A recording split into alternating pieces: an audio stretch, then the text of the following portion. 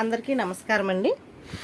ఈరోజు మనం 1992వ సంవత్సరంలోని చందమామ కథల పుస్తకంలోని నంగిరి దేవయ్య అనే కథ గురించి చెప్పుకుందాం.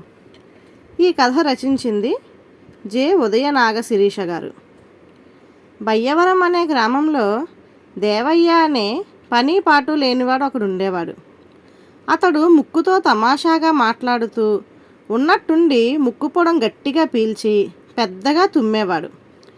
ఇది అందరికీ వినోదంగా ఉండి అతన్ని నంగిరి దేవయ్య అని పిలిచేవారు.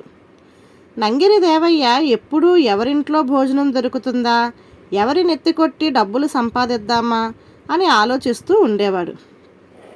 గ్రామంలో ఎవరింట పెళ్ళైనా బారసాలైనా ఆఖరికి తద్దినమైనా సరే అతడు అక్కడికి వెళ్ళి నంగిరి మాటలతో వాళ్ళను నవ్వించి వాళ్ళ చేత ఇంటికి భోజనానికి పిలిపించుకునేవాడు. ఇక భోజనం ముందు కూర్చున్నాక, మీకు తెలీదు, నాకు చచ్చేంత మొహమాటం, అయినా ఏదో మీరు పిలిచారు కదా, రాక ఎలా తప్పుతుంది, మామూలుగా ఎవరింటికి నేను వెళ్ళను.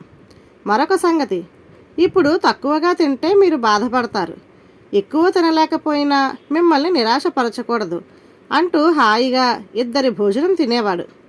చూసేవాళ్లకు మాత్రం మొహమాటస్తుడు అనిపించేలాగా ఉండేవాడు.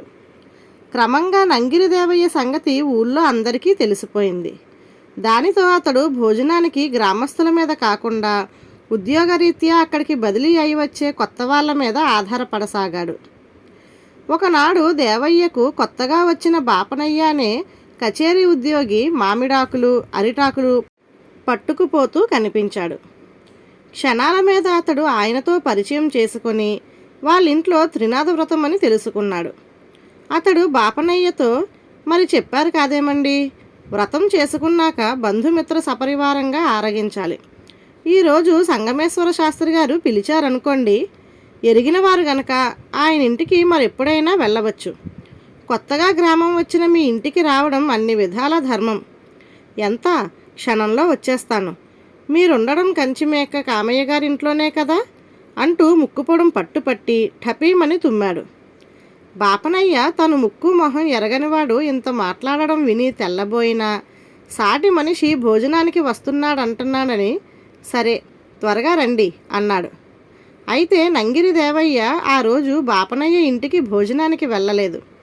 అతడికి ఆ గ్రామ పురోహితుడి కుటుంబం సింహాచల యాత్రకు వెళుతున్నట్టు తెలిసి అక్కడికి పోయి పురోహితుడితో, అయ్యో మీకు మరీ అంత మొహమాటమైతే ఎలా, నేను మీతో కూడా వచ్చి అన్ని విధాల సాయం చేయదలిచాను, ఇక నా పనులంటారా, వాటిని ఎప్పుడైనా చేసుకోవచ్చు అని గుక్క తిప్పుకోకుండా మాట్లాడి ఆయనను మొహమాట పెట్టేసి వాళ్ళ కుటుంబంతో పాటు సింహాచలం వెళ్ళిపోయాడు.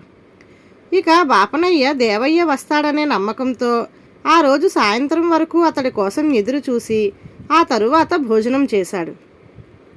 వారం రోజుల తరువాత దేవయ్య సింహాచలం నుండి తిరిగి వచ్చి ఒక ఉదయాన బాపనయ్యకు వీధిలో కనిపించాడు.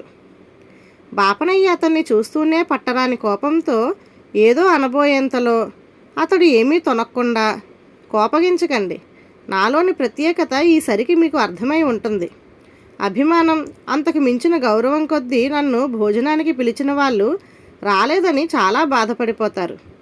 మిమ్మల్ని అంతగా బాధపెట్టినందుకు పరిహారంగా ఈరోజు 2 పూటల మీ ఇంటనే భోజనం స్నానం, అది కూడా మీ ఇంటనే, పదండి అంటూ బాపనయ్య భుజం మీద చెయ్యి వేసి ఆయన ఇంటికి వెళ్ళాడు. బాపనయ్య ఇంట్లో ఆయన మేనత్త ఒక బామ్మగారుంది. ఆవిడ ఎవరినైనా సరే ఒరేయ్ అని పిలుస్తుంది. ఆ పిలుపు దేవయ్యకు కాస్త బాధ అనిపించింది. దేవయ్య ఇంత పొడుం పీల్చి గట్టిగా తుమ్మగానే బామ్మ దడుచుకున్నట్టు మొహం పెట్టి, ఒరేయ్ నంగిరి, నీ గురించి సర్వం విన్నాను, ఆ తుమ్ములు ఆపు, పొడుం పీల్చి పీల్చి నీ ముక్కే పొడుంకాయలా తయారైంది, వంట అవుతున్నది, ఇంట్లో మడినీళ్ళు అయిపోయాయి, నువ్వింకా స్నానం అఘోరించలేదు కదా, స్నానం చేసి ఆ చేత్తోనే 4-5 బిందెల నీళ్లు బావిలో నుంచి తోడుకొనిరా అన్నది ఆజ్ఞాపిస్తున్నట్టు. దేవయ్య బావిలో ఎక్కడో పాతాళ గంగలా ఉన్న నీళ్లను బొక్కెనతో పైకి లాగుతూ, అయ్యో ఎరక్కపోయి వస్తుంది కదా ఈ కొంపకు అనుకోసాగాడు. అతడు 4 బిందెల నీళ్లు తోడి ఆయాసపడడం గమనించిన బామ్మ, తేరగా తినడానికి తయారయ్యావు, నీళ్లు చేదడానికి నానా హైరాణ పడిపోతున్నావు నంగిరి వెధవా, ఇక తిందువుగానిరా అని పిలిచింది. ఆమె విస్తట్లో అన్నం కూరలు వడ్డించగానే దేవయ్య ఆవురావురుమంటూ తినసాగాడు. అది గమనించిన బామ్మ, రాత్రి కూడా ఉంటావని అన్నీ కాస్త ఎక్కువగానే వండాను, ఒక్క పూటలోనే స్వాహా అంటే ఎలా? మనిషి అయిన వాడికి కొంచెం మొహమాటం ఉండాలిరా, దొరికింది కదా అని మొత్తం ఊడ్చేస్తే రేపు నిన్నెవరు పిలుస్తారా నంగిరి అన్నది కోపంగా. ఈనాటి వరకు అవతల వాళ్లను మాట్లాడనీయకుండా తప్పనిసరి మీ ఇంటికి భోజనానికి వచ్చానని చెప్పే దేవయ్యకు బామ్మగారి బాకుల్లాంటి మాటలు కళ్ళనీళ్లు తెప్పించాయి.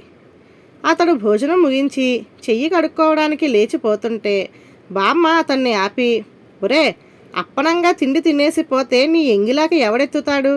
పని పాటు లేని వెధవ్వే, మాటలు చెప్పి తిండి తినిపోయే నీలాంటి పనికిమాలిన వాడి ఎంగిలాకి ఎత్తితే ఆ పాపం నాకు అంటుకుంటుంది. నాకు మడి ఆచారం, ఆకు బయట పారేసి గతికిన చోట పసుపు నీళ్లతో కాస్త శుభ్రం చెయ్యు అన్నది. నంగిరి దేవయ్య అంతా బామ్మ చెప్పినట్టే కిక్కురు మనకుండా చేసి ఆ ఇంటి నుంచి బయటపడి ఆ రాత్రికి మళ్ళీ భోజనానికి ఆ ఇంటి ఛాయలకు కూడా వెళ్ళలేదు.